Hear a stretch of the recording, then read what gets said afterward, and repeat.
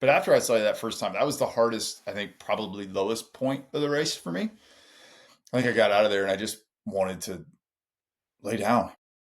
Like I just wanted to curl up in a ball and just stay there until Hmm. I felt better. And if there'd have been a bench, I probably would have done that exact thing. I probably would have laid on a bench and just laid there until I felt better. Not that I felt all that bad. I just, by that point, you're 7 hours in and it's late in the afternoon and you've not had enough caffeine. And, my legs were tight in the beginning and they loosened up and felt good the rest of the day. Just, I was just, ugh, you know? Oh yeah. I didn't. I kept going. So, if you just keep running, you probably won't want to feel it. You probably won't feel like that in a little while Oh yeah. if you just keep going. And So if something hurts, you run long enough, and something else will hurt. nothing hurt. It's good.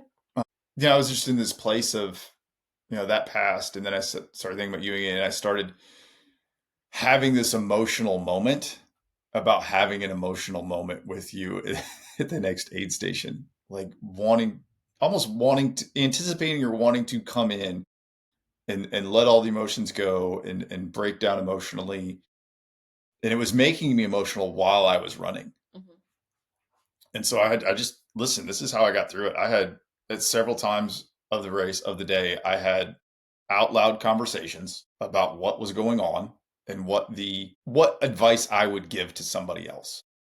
Like what would I tell somebody that was running and it wasn't me? And so I said, hey man, listen, if you have an emotional moment at mile 40, then have the emotional moment at mile 40.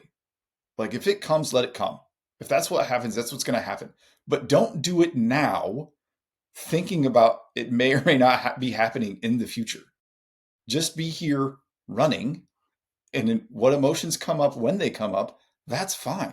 But don't preemptively put yourself in that position. Like just run. It'll be okay. If you start crying, it'll be okay. And I went, all right, yeah, thanks, man. That's good advice. But that was it. Like I had to put myself in that position. And I was talking to Nathan last week, and he was trying to kind of help me through this process of what the difference is going to be. And it was very. He's like, hey, he just reminded me, encouraged me. He's like, you're good at solving problems.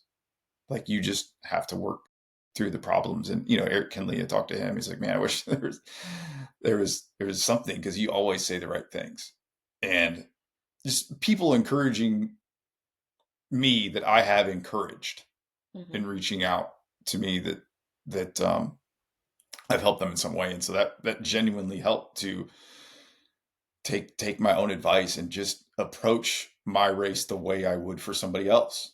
Yeah. And so at any time I was having a thought that wasn't productive, that's what I did. And if I was having dumb thoughts, I yelled at myself for saying dumb things. And there was nobody else around, so it wasn't a big deal. You didn't I look think I like a did it. crazy I person. think I did it in front of JB a couple times, but he didn't say anything. He said you did cry at one point. Oh, I cried several points. We'll get to that. Okay. And so that was that. And I knew that it was just kind of slip away.